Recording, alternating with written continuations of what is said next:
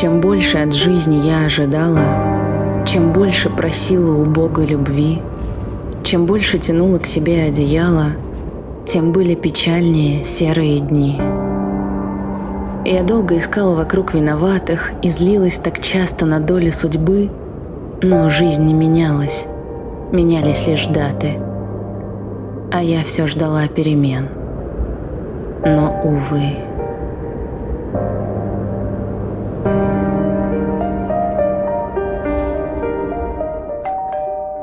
Это кто?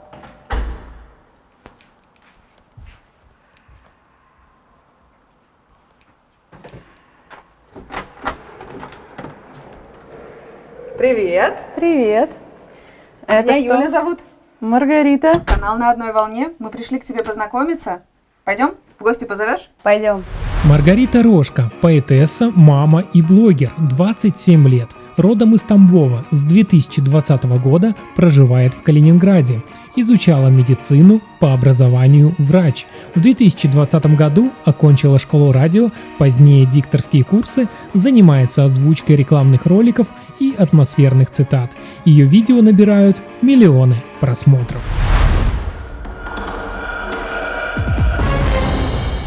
Мил, мальчик мой, ты чего испугался света? Вот он, обитатель наш.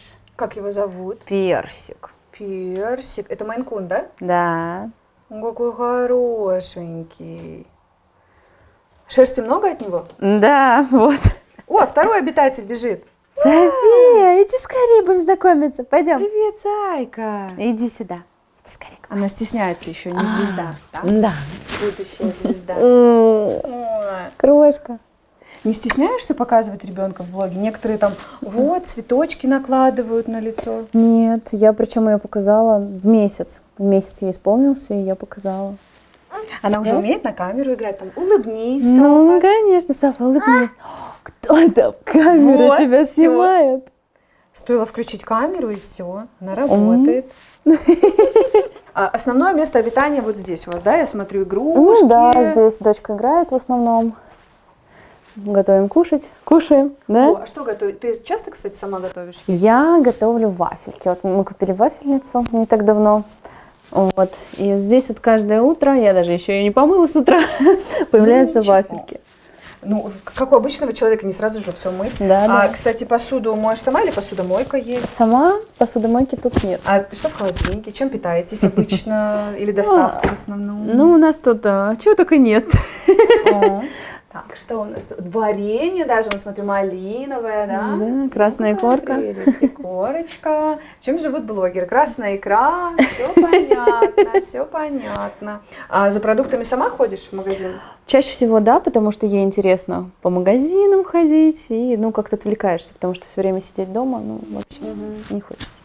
То есть дочка для вас это такое развлечение? Да, сходить по магазинам, что-нибудь прикупить, да. Прикольно. А ты обычно дома вот так и ходишь, да? Пижама, свободно, без мейкапа, без каблуков, как некоторые. Конечно, да. Все как у обычных людей. В принципе, да? Ты мой зайчик. Какая у тебя аудитория? Сколько тысяч человек? И в одной или только соцсети ты ведешь свой блог? У меня на данный момент 116 тысяч подписчиков в Инстаграме. Другие соцсети я тоже веду, но основная все-таки является запрещенная. Есть Телеграм, есть Контакт, есть ТикТок, но там сейчас тоже очень сложно что-то выкладывать из-за санкций. Ну вот, Яндекс.Дзен еще есть, но основная Инстаграм.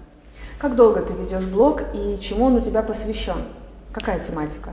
У меня очень разнообразный блог, то есть у меня там и лайф, и стихи, и озвучки, и какие-то обзоры, и материнство, и чего там только нет. И готовка, и спортзал, в общем, есть абсолютно все.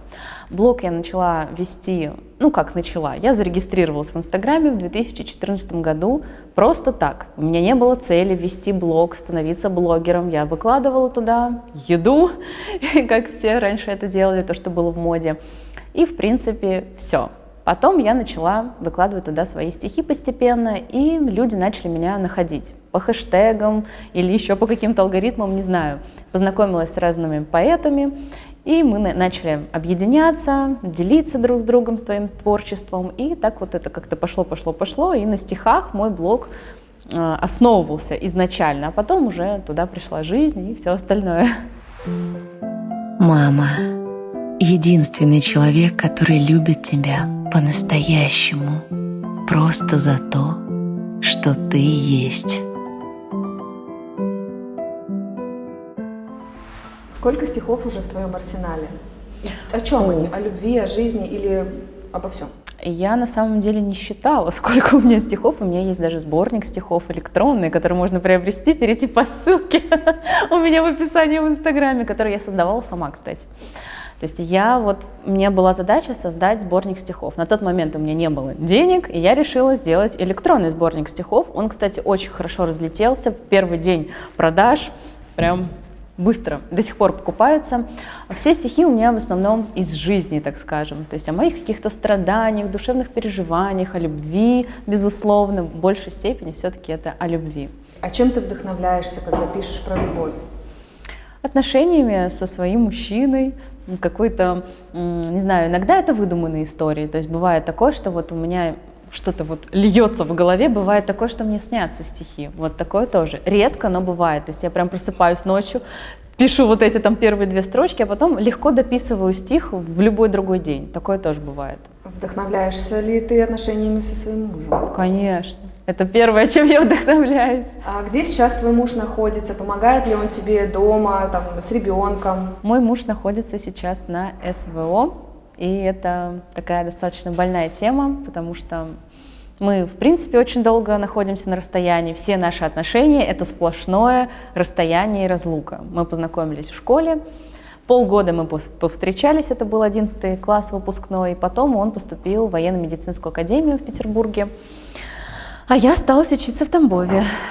И, получается, 6 лет мы жили на расстоянии. Он приезжал вот в отпуск в августе на месяц и зимой на 2 недели, и я приезжала к нему в какие-то там праздничные дни. Это было нечасто, то есть там 2 раза в год, может быть, там чисто 8 марта или что-то еще, потому что я училась в мединституте, и у меня не было времени и возможности постоянно к нему ездить, потому что мединститут — это каторга. И, получается, потом мы поженились даже, когда он приехал в отпуск. Он приехал в отпуск в августе, мы сыграли свадьбу, и он уехал учиться снова.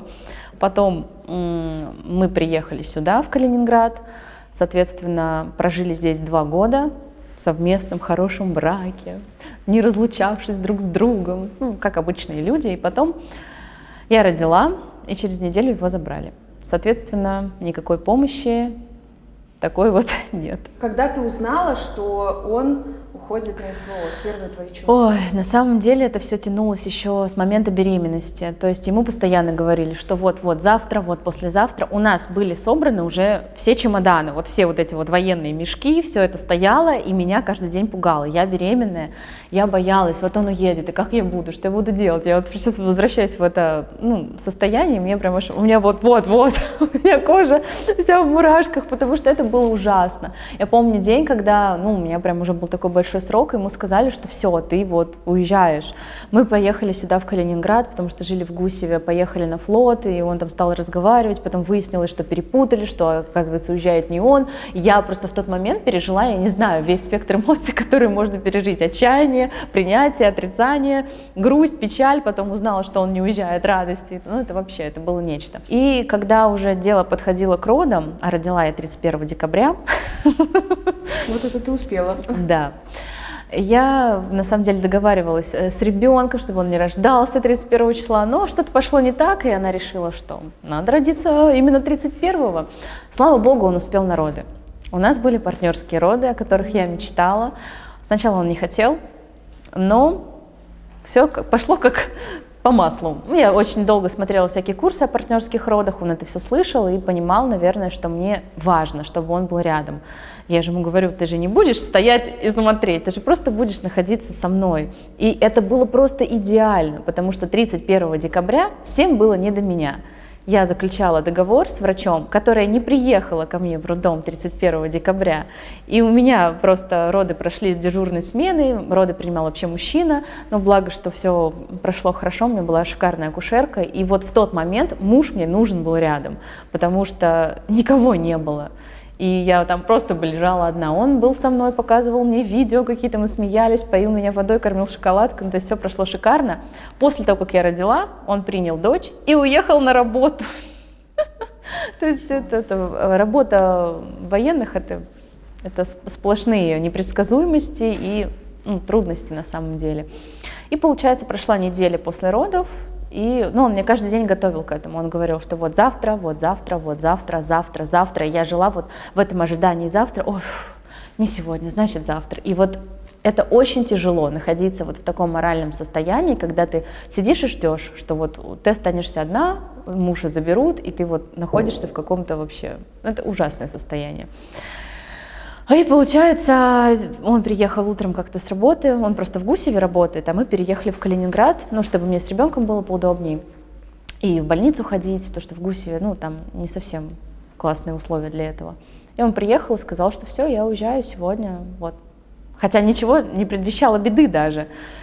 И все, я даже его не проводила, но просто он ушел из дома, и у меня вот просто вот так вот, как будто жизнь разделилась на до и после. Просто как будто от меня оторвали просто часть меня.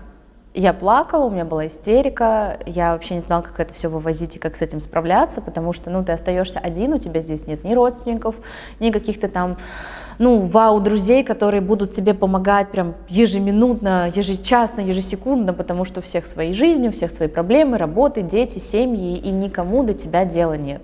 Понятное дело, что там, если что-то серьезное, к тебе кто-то приедет, но по факту ты остаешься один на один со своим ребенком, со своими проблемами, и я этого всего не вынесла и уехала к родителям, потому что, это очень тяжело. Если вдруг случится так, что муж погибнет на СВО, ты будешь этим делиться в своем блоге? Ты вообще думала об этом? Что ты будешь делать в этой ситуации? Это жизнь, от этого никуда не деться. Как говорит мой муж, я умру, ты получишь 9 миллионов или сколько там. Это на самом деле не очень хорошая шутка, я всегда очень ругаю его за это, но он очень часто это упоминает, и мне это абсолютно не нравится.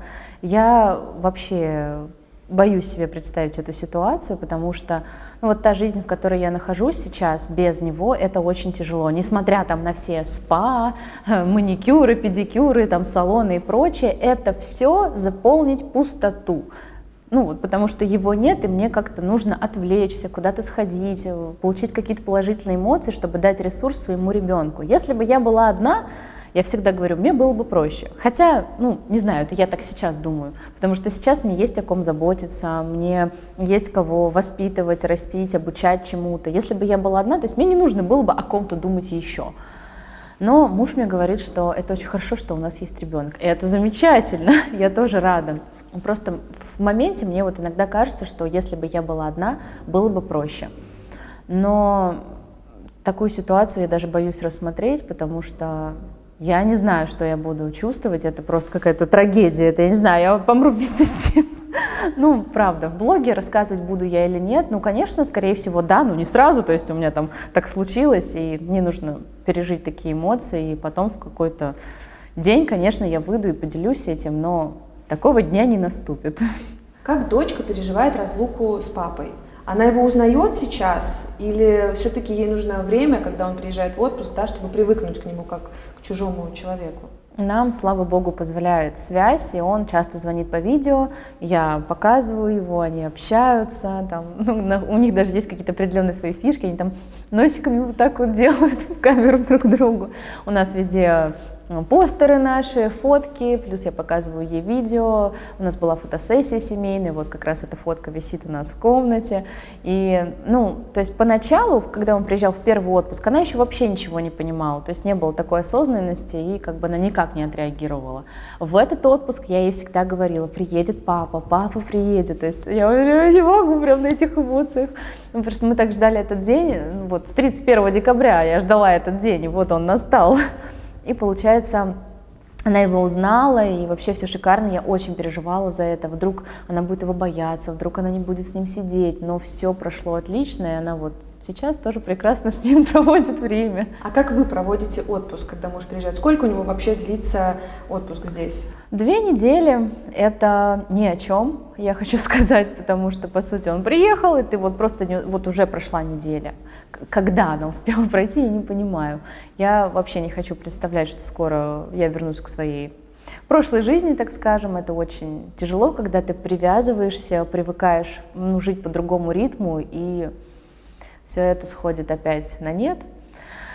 Ой, я очень надеюсь, что это все скоро кончится, но что-то муж говорит, что нет.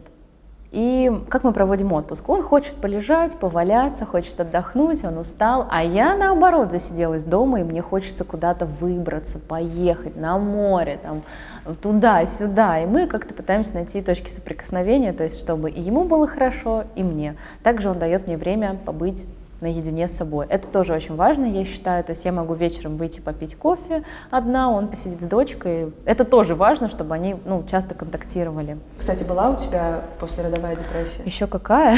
Просто столько событий слились в одно. Во-первых, вот эта вот беременность, она достаточно была нервная, потому что вот это постоянное состояние, что у тебя могут забрать мужа, ты останешься один, и что ты будешь делать, и как ты будешь... Это же первый ребенок, я же ничего не знаю, я не понимаю, как это, да? Я там сидела со своей сестрой, но это другое, это твой ребенок, и это разные вещи. И поэтому я поехала домой. Родители, конечно, мне помогали, поддерживали, чтобы я просто не сошла с ума, потому что состояние было сложное, тяжелое, и я из него долго выходила. Я не обращалась ни к психологам, никуда, я понимала, что я, могу сама, просто нужно взять себя в руки, понять, что вот такая ситуация, что вот надо с этим смириться и как-то жить дальше, потому что другого выбора нет. Собственно, я так и сделала. Сколько ты пробыла у родителей, прежде чем вернуться в Калининград? Получается, мы приехали, когда дочке исполнился месяц, это был первый ее полет на самолете. Мы из Калининграда долетели до Москвы в самолете, она весь полет спала, все шикарно, а потом еще 8 часов ехали на машине до Тамбова. Да. И все прошло хорошо, она все время спала, я так переживала на самом деле за это, как все пройдет, но все прошло отлично. Полгода я там прожила, потом приехал муж, он приехал туда, в Тамбов, в отпуск, и мы все вместе вернулись обратно вот в августе в Калининград. У тебя есть такое ощущение, что ты сейчас ждешь от отпуска к отпуску мужа? Вот в вечном ожидании присутствует такое ощущение? На самом деле, поначалу я жила только этими мыслями, только муж, когда он приедет, когда он мне поможет, когда мы будем вместе, как все плохо, как все печально. И еще есть такой момент, то, что в армии тебе обещают отпуск, а потом его переносят постоянно. И я перестала ему вообще верить. Он мне говорит, я приеду в отпуск. Я говорю, не говори мне этого. Вот последняя такая вот печальная история случилась в день рождения дочери. Ей должен был исполниться годик, 31 декабря, на Новый год. Муж мне сказал, меня 100% отпустит, и я приеду, и мы вместе отпразднуем день рождения дочери.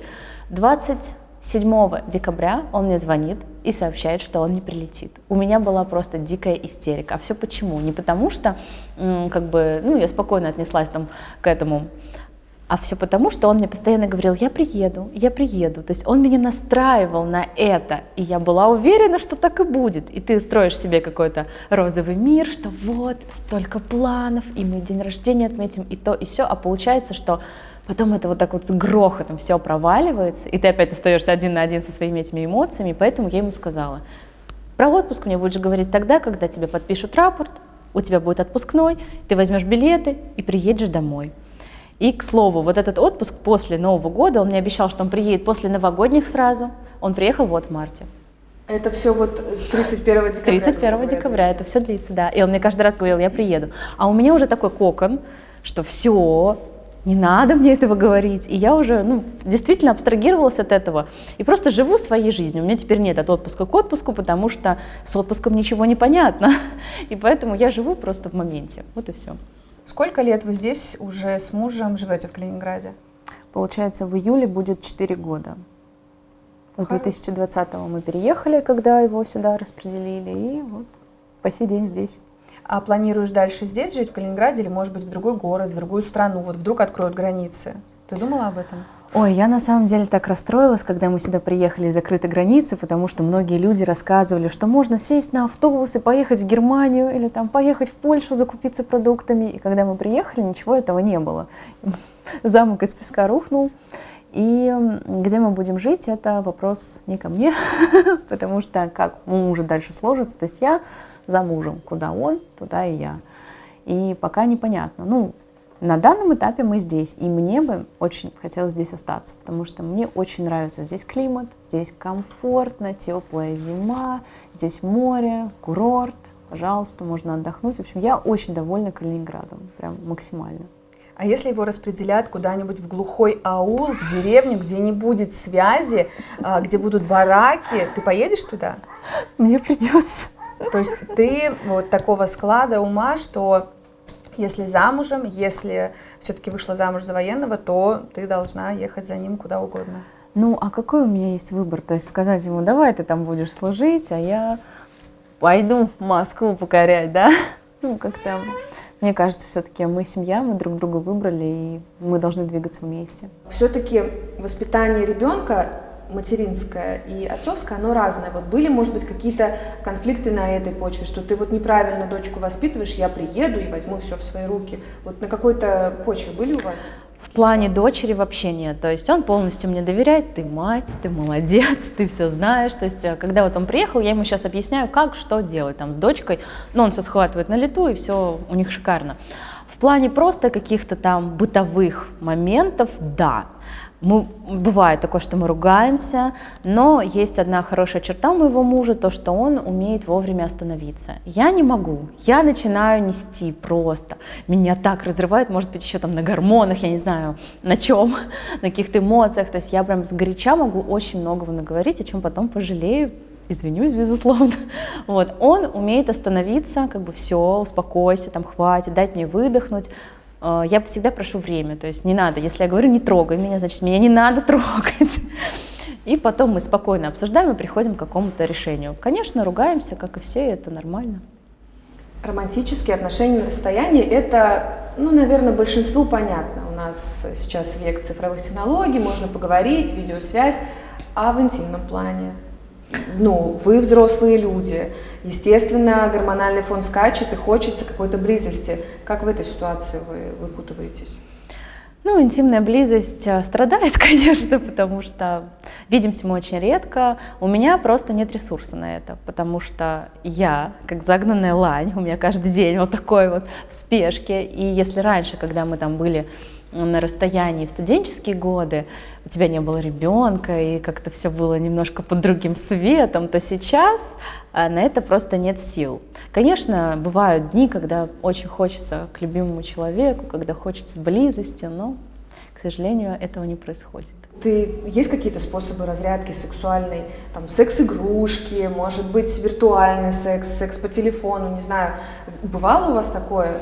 Да по-любому бывало. Ну, конечно, бывало. Игрушки у нас есть, их и сам муж покупает. И, кстати, первую игрушку купил именно он. Я была вообще противником этого, потому что, как меня видят в блоге, милой, нежной девочкой, которая, ну, вообще, как бы, наверное, не имеет права иметь интимную жизнь. То есть я, в принципе, наверное, себя так сама ощущала. Ну, то есть я не понимала, как это возможно, зачем это надо. Но потом, когда мы попробовали, и мне понравилось, мы решили, что это должно остаться в нашей жизни. А ты рекламировала секс-игрушки в блоге? Да, 2 раза. И как аудитория отреагировала? По-разному. Кто-то писал, что, ну, это же нормально. Кто-то писал, что «Марго, ну вы же такая нежная, такая вот святая, я уже не знаю какая, то есть как будто я не могу иметь там интимную жизнь». То есть я к этому отношусь абсолютно спокойно. Были и близкие люди, которые этого не понимали, ну якобы то, что это же интимная жизнь, она должна быть между 2 людьми, но опять же многие люди забывают о том, что я-то личность публичная, я же не выношу наше хоум-видео, например, там на экраны, я же просто показываю игрушку, я же не показываю ее на себе и не пользуюсь, я просто рассказываю о преимуществах и считаю, что в этом нет ничего такого, и многие покупают покупали по моей рекомендации, писали мне потом, как классно, и сама я этим пользуюсь, и тоже считаю, что все отлично. Ну, а муж не считает, что не стоит такие моменты выносить на публику? Что ты рассказываешь, что вот у тебя резиновый член в тумбочке лежит? Ну, прям члена у меня, конечно, нет, но игрушки разные есть на самом деле. Я же говорю, он был инициатором этого, и я у него как-то спросила, я говорю, мне тут на рекламу предлагают. Ну, да что, бери, конечно. То есть он вообще абсолютно спокоен в этом плане. Было такое, что ты рекламировала товары, которые тебе не нравились? Ну, такая, блин, хорошие бабки заплатили, давай, сейчас расскажу. Поначалу да, то есть когда ты только вкушаешь вкус вот этого всего, то, что мне могут за это заплатить деньги, и вау, как это классно, и потом же еще рекламодатель оставит отзыв, и это возможность получить новую рекламу, было. Я не буду скрывать, я человек правдивый, но не факт, что, например, если мне это не подошло, это не подойдет другим. Это первый момент. Второй момент, больше я так не делаю, потому что все-таки ценность аудитории превыше всего. То, что тебе действительно доверяют люди, и ты чувствуешь ответственность. А сейчас как происходит? Если мне что-то присылают, и я чувствую, что мне это, либо не подходит, бывает такое, что аллергическая реакция была, такое тоже было, я пишу, что извините, я это рекламировать не буду, забирайте ваш товар, или там, если это было за доплату, возвращаю деньги. Вот в последнее время у тебя муж начал все чаще появляться, да, в твоих сторис, в каких-то рилсах. Он, вообще положительно к твоему блогу относится? Поначалу нет. И вообще не было людей, которые меня, в принципе, поддерживали. То есть, когда я начинала вести блог, это, получается, студенческие годы были. Я закончила школу и вот начала там выкладывать свои стихи. Это были насмешки со стороны однокурсников.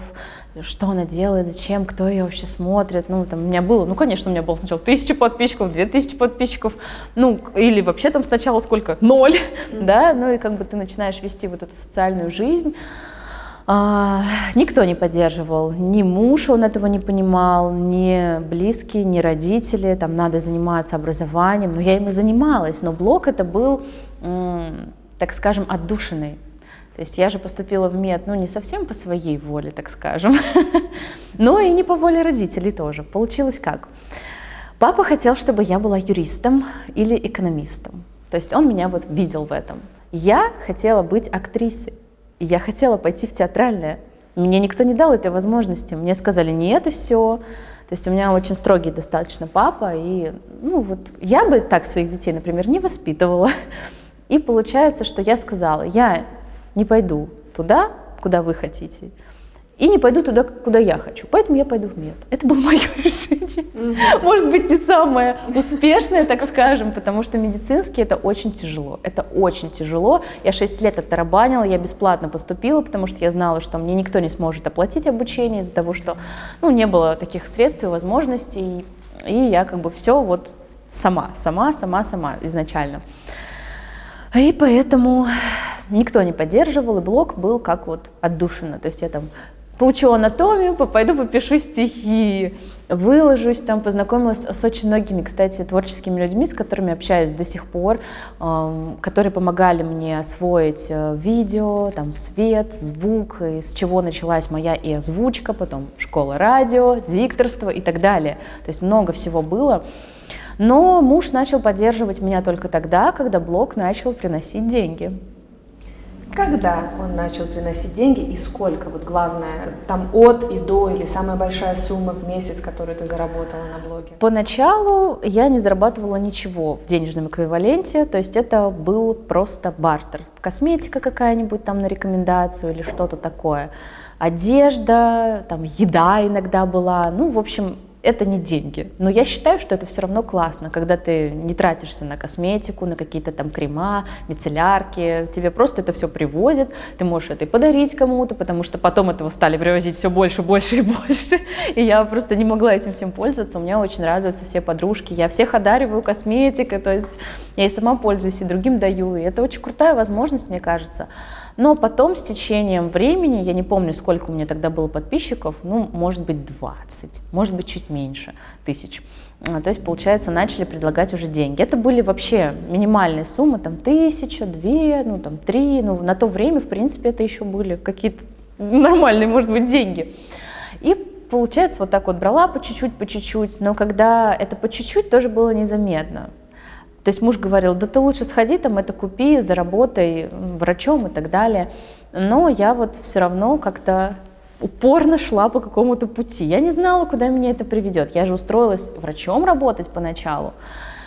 Но за 19 900 в месяц, работая без медсестры, без компьютера, писать все вручную, ездить по вызовам, иметь участок, в Гусеве я устраивалась на работу, и ездить по всем вот этим окружающим поселкам еще, когда я была на стажировке по алкашам, я поняла, да, замечательно, за 19 900. Квартиру мы снимали за 20 тысяч в месяц. За какие деньги просто? Это работа врачей. Нет, сейчас, может быть, возможно, все по-другому. Но вот на тот момент, это было 5 лет назад почти, вот мне предложили такие деньги.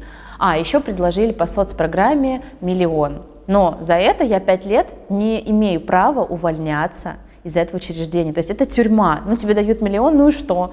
И ты вот так вот там тарабанишь все эти 5 лет. Я поняла, что это не мое вообще. Я походила, посидела там, поругалась с бабушками со всеми.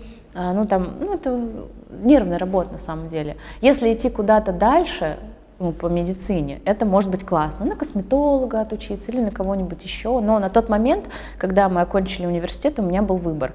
Либо я иду в ординатуру, дальше учусь по медицине, либо я еду за мужем. Но мы 6 лет были на расстоянии, я устала от этого, я хотела нормальной семейной жизни, и поэтому мы поехали сюда.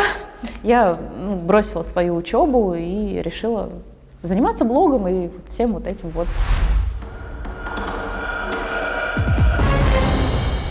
А сейчас ты озвучиваешь ролики, где, ты в студию ездишь, или как это происходит? У меня студия на дому. Даже так. Но у меня здесь все вперемешку. Получается, вот мой экран, вот мой микрофон. Вы понимаете, тут надо все подрегулировать. Мужчины в доме нет. Не бывает часто. Здесь у меня компьютер, и, соответственно, наушники. Я сажусь сюда, накрываюсь одеялком, чтобы какие-то шумы убрать, потому что у окна тоже писать не очень классно. Но там спит дочь, а здесь у меня вот такое вот мини-пространство, где я могу реализовать что-то. То есть ты работаешь, когда Софа спит? Угу. Мне нужна тишина, и это единственное время. Это может быть ночь, либо дневные сны. А не было желания снять студию специальную для звукозаписи или построить кабинет какой-то? Время куда-то ездить. То есть я вышла, уложила, села, 15 минут, я записала то, что мне нужно, и все. Ездить в студию не вариант. А вот по поводу кабинета, это очень классная идея. Я надеюсь, что когда мы переедем уже, это же не наша квартира съемная, то там будет все, как мне нужно. А почему снимаете? У вас же достаточно хороший доход, купить квартиру, построить дом. Во-первых, потому что муж находится там, и я переезжать сейчас одна куда-то с ребенком и со всем этим грузом вещей не готова чисто физически на себе все это тащить. Во-вторых, я говорила, что нам возмещают, то есть государство возмещает определенную стоимость съема, и это тоже удобно. А сколько стоит снимать такую двухкомнатную квартиру? 25. Это вместе с коммуналкой или Нет, еще плюс коммуналка? еще коммуналка. Где-то зимой 30 выходит, летом дешевле. А сколько государство компенсирует? 17 500. То есть 13 тысяч, грубо говоря, из своего кармана платите. Да. Рабочее место у тебя такое импровизированное. Да. А вот это вот блокнот, что? Ой, какие-то заметки этому пишешь? Блокноту очень много лет, я даже не помню, сколько ему лет. Тут, кстати, даже мои стихи выгравированы. Вот я его здесь заказывала. Это скрытая реклама. Я здесь, тут вообще на самом деле есть все. Это когда я еще училась в школе, радио, между прочим, книги, которые нам рекомендовали прочитать. Я вообще не знаю, зачем это храню. Это тут все, что мы проходили, курс радиоведущий. Так что я не вру, это все правда. И так здесь у меня все по стихам, по моим Здесь даже есть, пожалуйста, разминка спортивная. Блокнот используется вообще для всего. Болгарский присед, благодарности, дневник благодарности. То есть ты обращаешься к Вселенной, да? Да. Как часто? Частенько на самом деле. В общем, блокнот обо всем. Мои навыки и умения, чего мне не хватает, где я могу этого получить. Пожалуйста, подсчет коммунальных услуг. Это твоя святая святых, как бы этот блокнот, да, здесь все можно найти, Да. все о тебе и про тебя. Достаточно взять блокнот. Нормальные деньги стала зарабатывать, наверное, последние 1,5 года только. То есть прям нормальные деньги. Нормальные деньги это сколько? От 100 до 500 тысяч рублей. Минус блога в том, что нет какой-то стабильности. Вот, например, как мне муж говорит, рухнет Инстаграм, что ты будешь делать? Я говорю, я заведу Телеграм, точнее, он у меня есть. Конечно, все равно самый большой, да весь, наверное, приход, это идет с Инстаграма. То есть были какие-то проекты и в ТикТоке, и какие-то новые приложения запускались, там тоже была денежка, но самый большой приход это все равно Инстаграм. А сколько муж зарабатывает сейчас, вот будучи там на СВО? 300. В принципе, ты можешь и сама обеспечивать семью, да? У тебя хороший заработок. У нас, в принципе, так и происходит. То есть все деньги, которые получает он, мы откладываем. Просто откладываем на какое-то хорошее будущее, там, может быть, на путешествие или там, на покупку чего-то глобального. Я живу здесь за свой счет. То есть вот все, что я зарабатываю, я оплачиваю няню, оплачиваю Софье бассейн, оплачиваю свои там тренировки, персонального тренера, спа и всякие свои хотелки. То есть на деньги мужа мы оплачиваем только съемную квартиру. И все.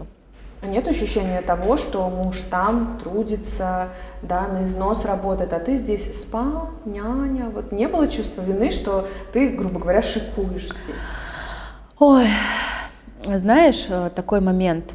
Если бы вот не было вот этого бы всего, там няни, спа и так далее, у меня бы был просто день сурка ежедневный с ребенком.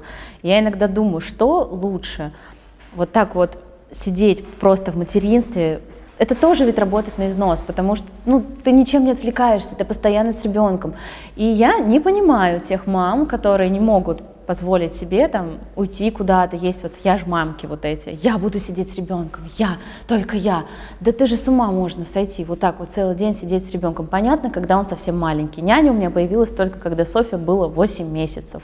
До этого момента я тоже всегда с ней сидела, но у меня была хотя бы мама, которая мне помогала, приезжала. И то, мама помогает, приезжает, что делаешь ты? Моешь голову, стираешь, там готовишь, еще что-то, там рекламу снимаешь, работаешь. То есть у меня нет такого, что когда приходит, например, няня, я отдыхаю. Я в основном иду в зал, там, качаюсь, занимаюсь, привожу себя в порядок, чтобы муж приехал и понял, какая у него классная жена. То есть я не хочу себя запускать. Мне кажется, что любой женщине нужен ресурс, особенно когда у тебя нет рядом мужчины, некому тебя погладить вечером, обнять, сказать, какая ты классная, нет интимной жизни. То есть это надо чем-то заполнять. И пинок под зад мне дает именно муж, что хватит работать. Он мне говорит, зачем ты сейчас вот работаешь, у нас же есть нормальные деньги. 300 тысяч в месяц – это нормальные деньги.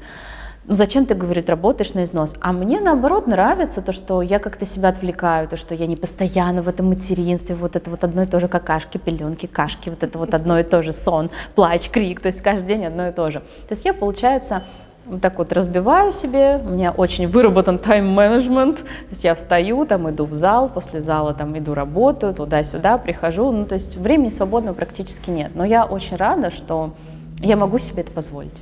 Вот, ключевой момент. Сейчас, я уверена, вот после этого монолога посыпется комментарий, что тебе легко говорить, ты зарабатываешь 600 тысяч в месяц, 500, конечно, ты можешь себе позволить няню, повариху и тому подобное, конечно, ты идешь в спортзал, и это... А как быть обычным людям, которые не работают в блоге? Это тоже сейчас скажут. Какая работа в блоге? Просто снимаешь видосики. Это же... Такие сложно вопросы в обычной мне жизни. очень много раз задавали, и опять же, я всегда отвечаю, мне же это вот так вот с неба не досталось, прям хоп, и все, я зарабатываю 500 000 в месяц. Да где? Я жила в обычной семье, в двухкомнатной квартире, с мамой, папой, сестрой, сама трудилась, то есть я этого всего добилась, у меня не было денег там на какие-то курсы, на что-то еще, я вот откладывала по копеечке, мне там на день рождения денежку подарили, я это вот так вот в конвертик положу, а потом пойду в школу радио отучусь, да, там 23 тысячи рублей это стоило, я до сих пор помню этот конверт, за последнюю 1000 докладываю, вот, чтобы мне хватило пройти эти курсы, вот, то есть, мне не давали родители каких-то бешеных денег, я работала со школы, я была администратором в чехлах на заказ, до сих пор помню, то есть я отвечала, принимала заказы, из каждого заказа имела процент, то есть у меня даже не было какой-то денежной суммы, ну, стабильной. То есть я вот сколько продам, столько получу. То есть я всегда работала, я всегда крутилась. Нет такого, что я там какая-нибудь из богатой семьи, которая все свалилось с неба. Вот я работала в этих чехлах, получала стипендию, я старалась учиться, чтобы не было троек, чтобы были какие-то деньги. Вот это вот все откладывала на каждый праздничек, собирала по копеечкам, чтобы там либо к мужу поехать в Петербург, потому что мне нужны были деньги на билеты, а мне уже было там как бы 18 лет, и родители меня не готовы были там содержать и обеспечивать. И потом я билась просто со всем миром, чтобы просто заниматься тем, чем я хочу. То есть, когда я закончила университет, мне начали: тебе надо идти работать. И я сначала как бы шла и делала то, что мне говорили. Потом я думаю: блин, ну мне тошнит от этого, мне не нравится, там нет денег, зачем мне это делать? Чего я только не делала. Я была СММ-специалистом, я вела... Кстати, вот с этого еще начались мои деньги. Это было... наверное, 2,5 года назад мне предложили вести соцсети одной крупной косметической компании, сейчас даже скажу, Элза Фарм в Москве. Юля, привет, если ты смотришь. В общем, предложили мне эту должность, я вела 6 соцсетей. Инстаграм, ТикТок, Телеграм, Яндекс.Дзен, что там еще было, ВКонтакте. И какой-то там Mail.ru, еще что ли у них был. Вот представляешь, вести 6 соцсетей, мне присылали, получается, на обзор их косметику, я вела и сторисы, каждый день я должна была их выкладывать, и как фотографом работала, снимала контент, и посты писала, и научные статьи писала, им куда-то нужно было на какой-то там конкурс или что-то еще, и занималась оформлением всего, чего только можно, и мне платили за это 30 тысяч рублей. Это вот можно подумать, что как бы ну ничего себе, 30 тысяч просто с телефоном фото. Это очень сложно, это очень сложно. То есть это вот просто вот какому-нибудь человеку, моему папе там, или маме, вот дать телефон, сделай. Да не сделает он, потому что это надо уметь. Ну, тут очень много всего. И я почему ушла оттуда? Потому что мне стало тяжело. Я перестала уделять время своему блогу, то есть я работала немного в минус себе, я работала на кого-то. Я поняла, что мне это вообще не нравится, работать на какого-то там дядечку или тетечку. Ты фоткаешь, ты видишь это, но со своей творческой стороны, а тебе говорят: пересними. Ты переснимаешь, тебе говорят: это классно, но это же говно. Вот, ну вот правда. И я все равно вот выкладывала, как меня просили, но мне не нравилось, мне вот нравилось, как я это вижу. И я понимала, что мне нужно все-таки отделяться. Я ушла с этой работы и пыталась больше в свой блог вкладывать. То есть я создала курсы по голосу и речи, я веду наставничество тоже по голосу и речи. Сейчас уже это в меньшей степени, потому что из-за времени нет, но заявки сыпятся постоянно. То есть я очень много прошла всяких курсов, и озвучки на заказ делаю до сих пор, и рекламных роликов, и каких-то просто там текстов, и чего только нет на самом деле. Я писала стихи на заказ за деньги. То есть это не просто так свалилось мне с неба.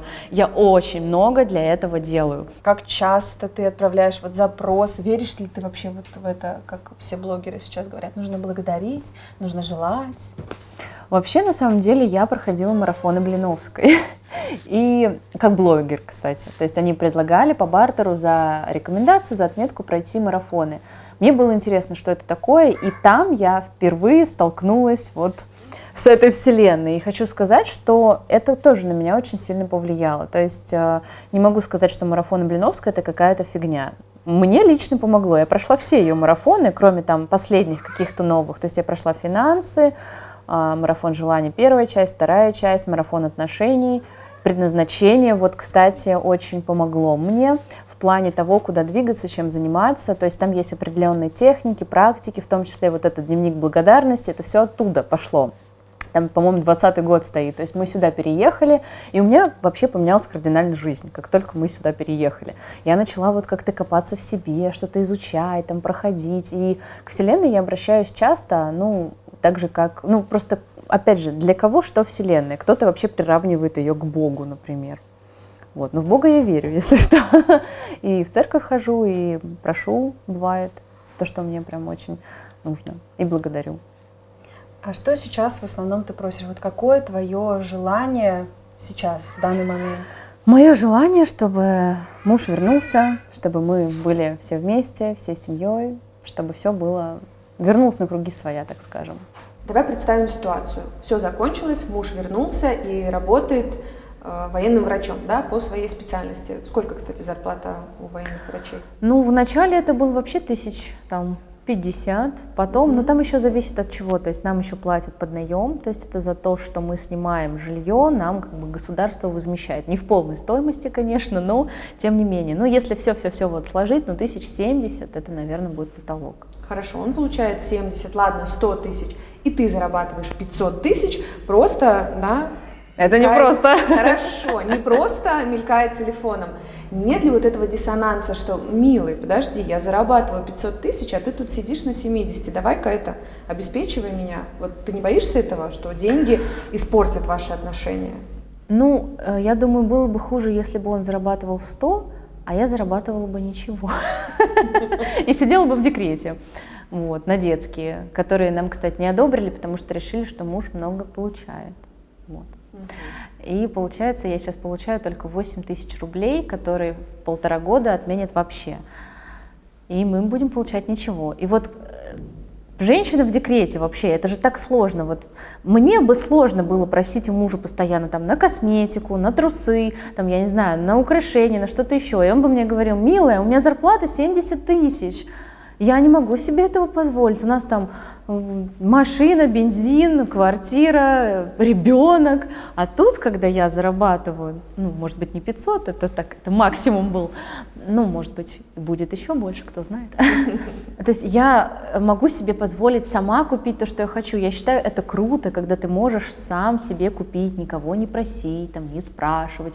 Ты пошел и купил себе, что ты хочешь. Если ты такая деловая и можешь сама себе все позволить, вопрос, а зачем тогда муж? Ну, в смысле, зачем? Ну, в прямом. На самом деле, ну, ты такая самостоятельная, самодостаточная. Он сейчас, ну, грубо говоря, муж не особо присутствует в твоей жизни, только дистанционно. И вот он вернется, а ты, ну... И вот он сейчас в отпуске, и я-то кайфую, потому что он помогает. Ну, блин, я не хочу быть женщиной с яйцами. Это сложно, вот все тащить на себе. Вот я иду гулять с ребенком, я беру 2 пакета мусора, коляску, там сумку свою я спускаю, коляску, потом иду с этим коляской выкидывать мусор. Это же там возить что-то, куда-то ездить, и это муж все пусть с этим занимается. Ты будешь зарабатывать деньги, а муж будет выносить мусор, какими-то бытовыми делами, да, заниматься, решать эти вопросики, а ты такая бизнес-вумен. Нет, я считаю, что должно быть разделение все-таки обязанностей, потому что когда все лежит на женщине, это очень тяжело, и поэтому быт тоже должен делиться. Вот мой, например, папа так не считает. Он считает, что жена должна полностью заниматься домом, семьей, а мужик только вот обеспечением семьи. Но это очень тяжело, заниматься постоянно бытом, домом и семьей. Стирать, носки, убирать. Я считаю, что нужно реализовываться, ну и быть наравне. То есть мне не нравится ни патриархат, ни матриархат. Мне нравится, вот, когда люди, ну, равнозначны. То есть тебя не будет смущать то, что ты будешь в основном финансово обеспечивать семью, а муж будет твоей, так сказать, поддержкой, да, в бытовом плане там, или еще в каком-то. Да, так многие живут, мне кажется, и в принципе в этом ничего такого нет. Но я думаю, что он в любом случае будет искать какие-то пути для заработка, там, может быть, бизнес, может быть, что-то еще. Мы давно об этом думаем, но СВО все прекратило нам мысли наши. Ты не боишься, что деньги тебя могут испортить? Вот бывает же такое, что блогер, он вроде бы такой трушный, все у него хорошо, а потом бабки потекли, и он такой, хоба, корону надел, и все. Я такой типа в недосягаемости. Ты не боишься этого? Нет, я не инстасамка. Ну, все может быть. Слушай, ну польются деньги, польется аудитория, ты зазнаешься, и хоба-на, и все. И мы потеряли вот ту честную Марго, у которой беспорядок, и, блин, дочка обкакалась на камеру прям. Нет, ну, я думаю, максимум, что может случиться, мы там переедем в какой-то хороший дом, ну, там поменяется что-то в плане, ну, недвижимости, там, машины, еще чего-то, но характер-то он останется прежним. Ну, подожди, ты за 10 лет ведения блога поменялась. Ты была Безусловно, скромная, да? да. У тебя был такой голосочек такой, стеснялась сторис вести. Многие спрашивают, ты что, хочешь перестать записывать стихи на видео? Нет, конечно, нет, просто мне очень интересно и важно ваше мнение. И если вам именно нравится формат видео, то я обязательно буду выкладывать стихи именно в этом формате. А сейчас ты приобрела какую-то весомость, да, в медиапространстве. Пройдет еще 5 лет, и ты, ну, мне кажется, все равно может что-то поменяться. Я не могу загадывать и прогнозировать, потому что, ну, я хочу сказать, что я поменялась же не в худшую сторону, я скорее больше раскрылась, то есть мне вот, я была в каком-то таком коконе маленькой там девочки, которая вот всего боится, всего стесняется, сейчас я так расправила крылья, так скажем, да, вот обрела настоящую себя, то есть стала больше уверенной в себе, стала любить себя, вот что я стала. Потому что раньше я очень комплексовала, мне многое в себе не нравилось, и, ну, такое. Обними меня покрепче. Ничего не говори. Я люблю тебя, как прежде. Только ты не уходи. Просто будь рядом со мною. Согревай своим теплом. Я живу одним тобою. Каждым вздохом. Каждым днем. А что тебе не нравилось в себе? Мне не нравилась моя маленькая грудь. Сейчас она у меня стала больше из-за того, что я кормлю. Но, в принципе, я и с этим смирилась. Единственное, что бы я, может быть, хотела сделать, если, опять же, после кормления все будет не очень классно, то, может быть, я бы сделала грудь, да. То есть я даже обсуждала эту тему с мужем, но если это все так вот обвиснет и будут такие вот уши спаниель, Грустненький. да, то я бы, наверное, сделала и то, если это возможно без имплантов, а чисто сделать подтяжку, ну, чтобы это было как было, то да, я бы сделала. Голос не нравился в себе, осанка, да все. И только благодаря блогу тебе, ну, ты раскрылась? Или все-таки были какие-то курсы, психологи, коучи? Психолога у меня не было на него денег, коуча у меня не было. Мне кажется, это больше принятие себя, потому что когда ты снимаешь, ты постоянно на себя смотришь. И я очень люблю пересматривать, например, себя. Да, то есть какая я там была в этом году, какая была в том, что произошло, какие события. И ты видишь, насколько ты вырос, насколько ты, блин, ты крутой вообще. И окружение. То есть поменяла окружение. Я находилась в том обществе, где мне либо были не рады, либо мне очень там завидовали, либо наоборот, ну, гнобили там за то, что я делаю. Но в итоге-то мы пришли к чему? К тому, что многие, кто со мной учились, спрашивают у меня, как начать вести блог. Те, кто там смеялись надо мной, то есть они хотят там вести блог по медицине, то есть писали мне мои однокурсники, и очень многие меня смотрят, хотя они надо мной смеялись. Но смеется тот, кто смеется последним. Чувствуешь ты сейчас ответственность перед теми людьми, которые тебя смотрят? Вот в среднем сколько человек, например, сторис смотрят?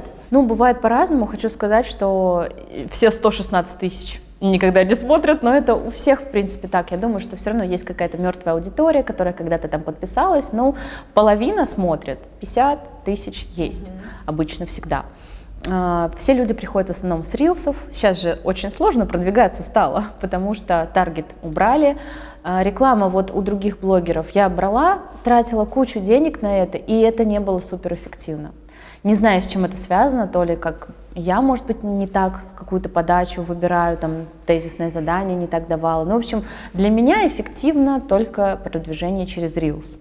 Я выкладываю какую-то озвучку, она залетает там на миллионы, ее начинают репостить, и вот оттуда у меня весь поток людей и идет. Чувствуешь ли ты ответственность перед этими людьми, что ты что-то не так скажешь, как ты не так себя поведешь, как ты к этому относишься? Да, конечно, чувствую, и в моментах иногда бывает такое, но что у людей не ладится, не клеится картинка, то есть они видят меня какой-то определенный, и, например, я могу заругаться матом. Это бывает очень крайне редко, но когда такое бывает, это тоже вызывает какой-то диссонанс, поэтому я не особо себе позволяю этого делать в блоге, но в жизни я это делаю, но не так часто. Когда я злюсь или раздражена, я могу, да.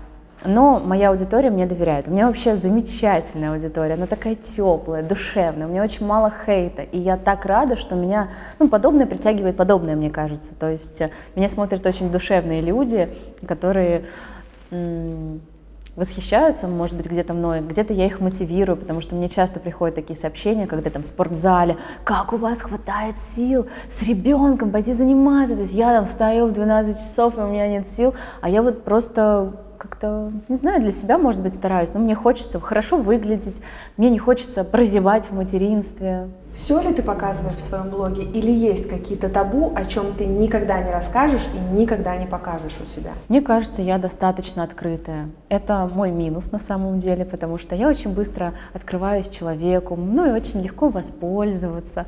Ну, в плане там каких-то целей. У меня очень часто такое бывает, что люди дружили со мной или, ну, общались для того, чтобы что-то получить. И в этом мой минус. Я достаточно открытая, я в блоге рассказываю, мне кажется, все, просто все. Я даже секс-игрушки рекламирую, о чем мы говорим. Ну, обо всем, мне кажется, я рассказываю. В бытовом плане ты справляешься сама или ты горничных нанимаешь, там, может быть, повара, заказываешь доставку еды? Я убираю сама, готовлю сама, но когда мне не хватает времени, я заказываю еду, и продукты бывают тоже заказываю. Но что касается уборки, это все сама, но мне иногда хочется какой-нибудь выделить прям день в месяц и нанять тотальный клининг, чтобы ты пришел, у тебя дома такая идеальная чистота, надо вот заняться этим, потому что это тоже выматывает, уборка. То есть я укладываю ребенка, начинаю работать, убираться, стирать, готовить, и вместо того, чтобы там прилечь отдохнуть, а потом хоп, час прошел, ребенок встал, а ты вообще не отдохнул, и поэтому у меня есть няня. Сколько ты няне платишь? В час или за день как-то? У меня 2 няни. Одна 400 рублей в час, другая 300 рублей в час. И все из своего кармана? Да. Няни у меня часто 5-6 раз в неделю, по 4-5 часов в день. А если в садик будешь отдавать дочку, это будет частный или государственный? Думала про это, пока, честно, прям не углублялась в этот вопрос. Мне, в принципе, и обычный сад устраивает, но, опять же, там дело в очереди, я не знаю, как там это, надо куда-то становиться, эти МФЦ, госуслуги, в общем, пока еще не знаю. Ну, в принципе, доход позволяет, возможно, и в частный пойдем. Ты такая вся легкая, воздушная, искренняя, добрая, прям вот аж тошнит. Есть вот говнецо какое-то, есть какая-то твоя вторая сторона, которую ты, может быть, не всегда показываешь. Вот что, ну, у каждого из нас есть какой-то, может быть, недостаток или вторая сторона личности. У тебя есть такое? Ну, в плане прям вот говнеца, я не знаю, но в плане второй стороны, то есть я уже говорила, то, что многие меня видят такую вот святую какую-то, но у меня есть съемки горячие в белье, там я рекламирую секс-игрушки, я, ну, как бы такая достаточно современная девушка, которая, не знаю, я хожу там в очень таком сексуальном костюме в спортзал, многие тоже этого, например, не понимают, а мне нравится. То есть, как бы, есть другая сторона, безусловно. Я вообще, в принципе, очень разносторонняя, потому что я хотела быть актрисой, а мне не дали этой возможности. Ну, зато ты сейчас в блоге можешь показывать себя. То есть, видишь, я как бы себя реализовала все равно. Вот то, к чему я хотела прийти, я какими-то другими путями, но иду к этому. А вот случится так, запретят вот эту нашу запретную соцсеть, которую обещают много уже лет запретить. Чем ты будешь заниматься? Я буду в другой соцсети. Хорошо, вырубят интернет. Чем ты будешь заниматься? Пойду на телек. То есть, да. А в качестве кого? Ведущей или корреспондента, или, там, не знаю, актрисой на телеке ты будешь? Я не знаю. На самом деле у меня есть диплом радиоведущей, я могу и на радио пойти. У меня есть диплом врача на крайний случай. Операция в прямом эфире. Ну, то есть вариантов много, на самом деле, я не пропаду. Что бы ты посоветовала обычным женщинам, которые не ведут соцсети, у которых нет столько денег, чтобы оставаться все-таки вот этой вот красивой музой, легкой, нежной? Ну, если нет няни, нужно подключать бабушек, мужа, ну, чтобы какая-то была помощь, чтобы была возможность сходить в душ нормально, почувствовать себя человеком, а не вот это вот, когда ты слушаешь, там, проснулся у тебя ребенок или нет, быстрее. У меня тоже так было, на самом деле, поначалу, потому что няни не было, ну, то есть я еще не могла оставить ребенка с няней, он был слишком маленький, мужа не было, приезжала только мама, но это было тоже ненадолго, 3-4 часа в день, ну, по сути, как няня. Но, опять же, когда приезжает мама, ты пытаешься сделать все свои дела. Давать женщине нужно отдохнуть. Вот есть у мужа выходной, позволь ты ей попить кофе, сходить с подружкой, там, по магазинам пройтись, да в спа в то же самое сходить.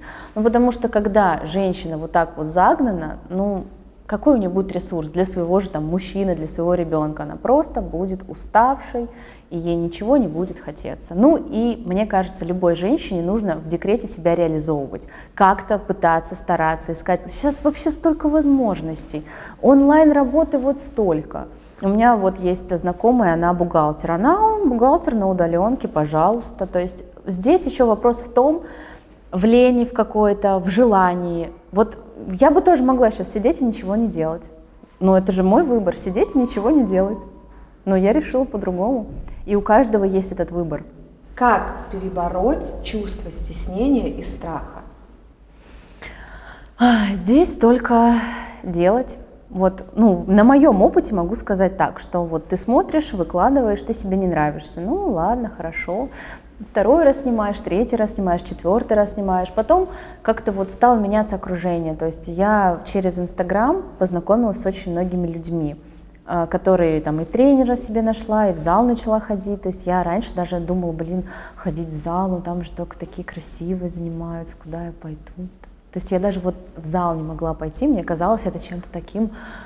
А сейчас я думаю, это просто спортзал. Это просто спортзал. Но есть такие девчонки, которые пишут мне, вот вы в зал ходите, вы там не стесняетесь. То есть очень много таких людей, и я вот в каждом узнаю себя.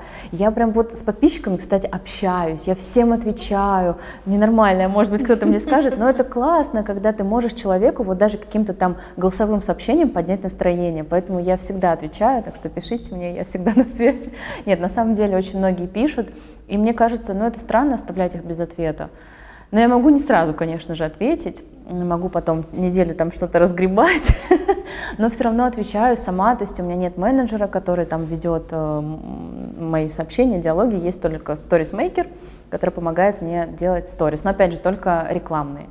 Весь лайв, весь Инстаграм, он полностью на мне, то есть все посты, все видео, все это на мне. А какая глобальная цель? Вот там на 10 лет, если все будет хорошо, чего ты хочешь добиться? Вот лично ты, не для семьи, не для мужа, а лично для себя. Я также хочу продолжать развивать блог. Я хочу все-таки создать какой-то свой продукт. Скорее всего, это будет связано что-то с голосом. Я хочу это сделать уже несколько лет подряд. Но то не хватает ресурса, то там не хватает денег, то времени. В общем, хочу этим заняться, выпустить свой сборник стихов тиражом, прям хочу, печатным. Хочется куда-то двигаться дальше, может быть, на экраны. Вдруг меня там увидят, заметят. В общем, хочется развиваться дальше в этой своей сфере. Возможно, родить второго ребенка, потому что мне хочется, чтобы муж прошел все то, что я прошла одна, по сути. Это очень долгий, мучительный, сложный путь, где тебя никто не поддерживает, где ты борешься сам со всем этим миром и пытаешься делать то, что ты хочешь. Это сложно. И вот только потом, когда ты уже на пике, тебе все говорят, да что, ты ничего не делал вообще. Да я столько сделала, за это время. Только жены не спят, только девочки, дочки у окон стоят, и сердца их наполнены жгучей тоской, и неслышно кричат: возвращайся домой.